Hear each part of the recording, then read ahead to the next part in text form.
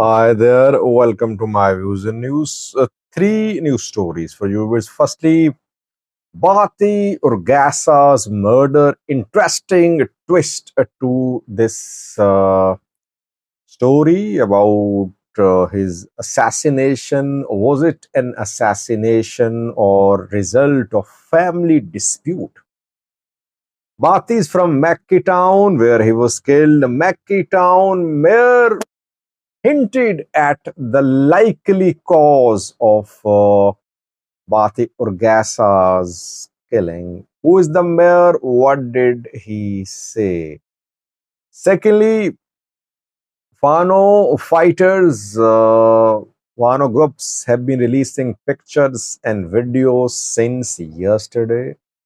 Yesterday, Eid al-Fitr was celebrated by Muslims across Ethiopia, across East Africa, there in Pakistan as well.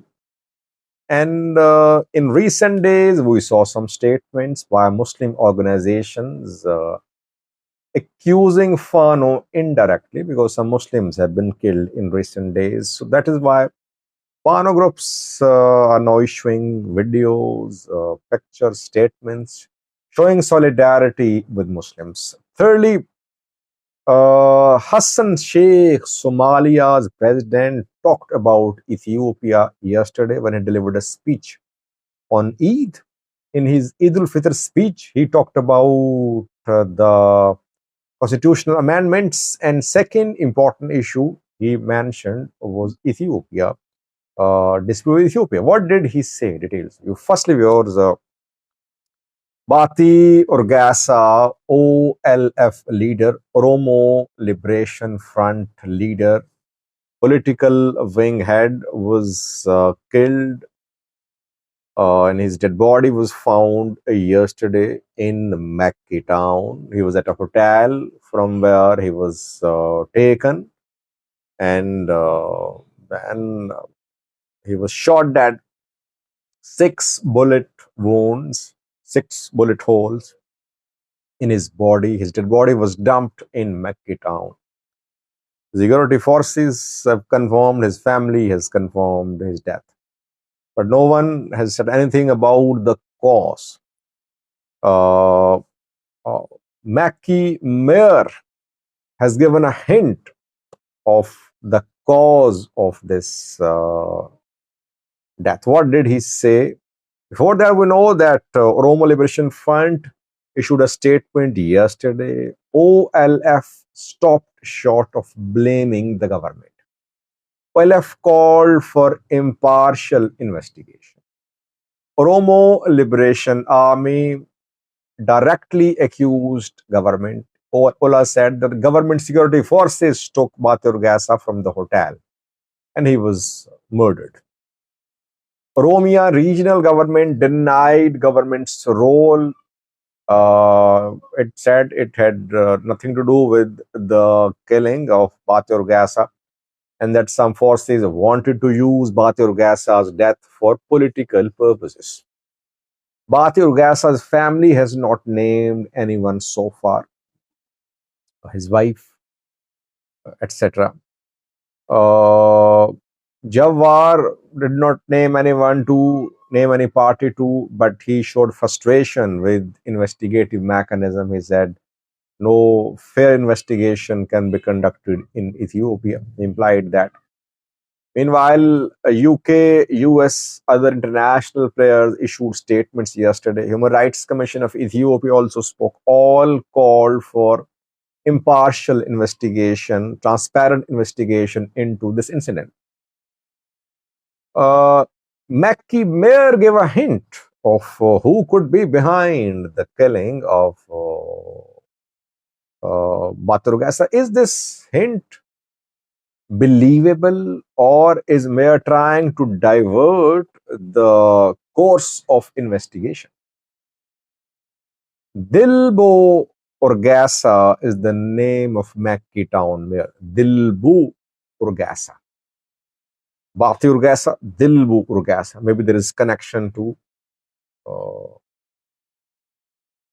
Dilbo says that maybe a family dispute is behind the murder of Battee Urgeessaa. Maybe Mackay town mayor is obviously from Mackay. He knows what is happening in Mackay. He did not share details, but he mentioned a family dispute. It means there is a family dispute. There was a family dispute rather.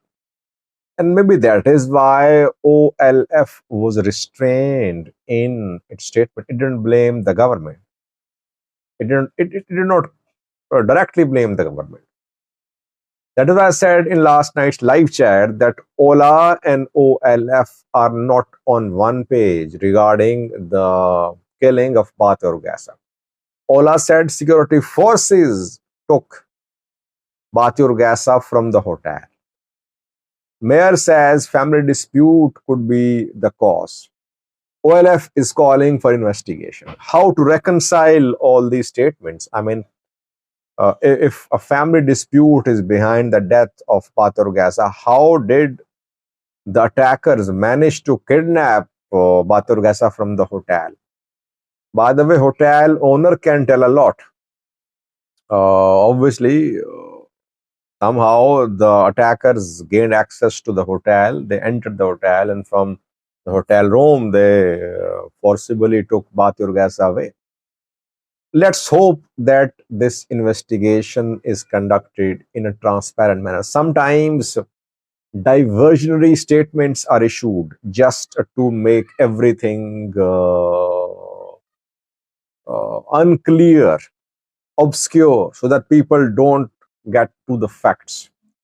If Mackay town mayor is saying that family dispute led to the death of Battee Urgeessaa, he should share details.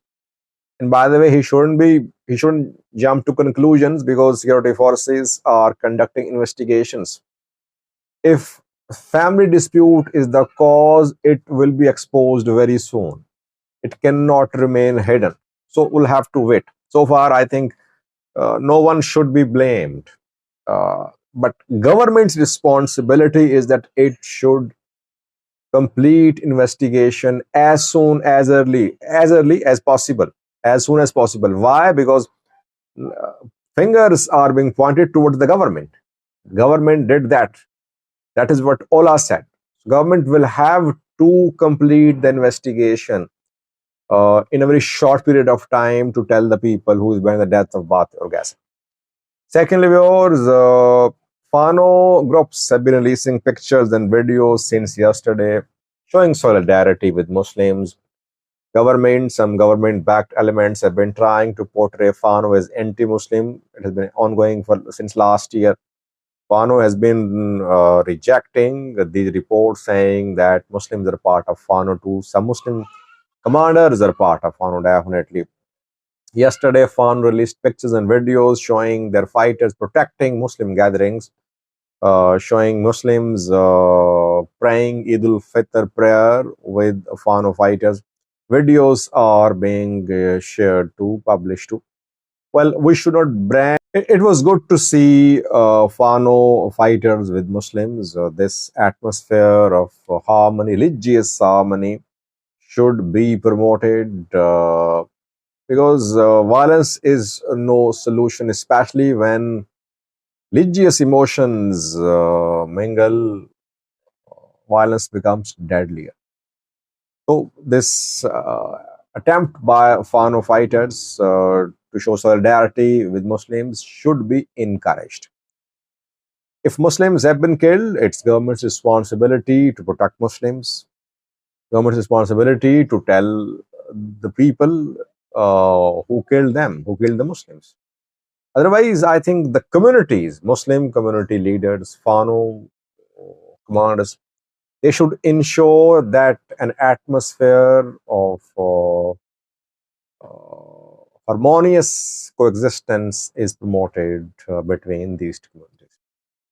Thirdly, Hassan Sheikh, Somalia's president, spoke yesterday.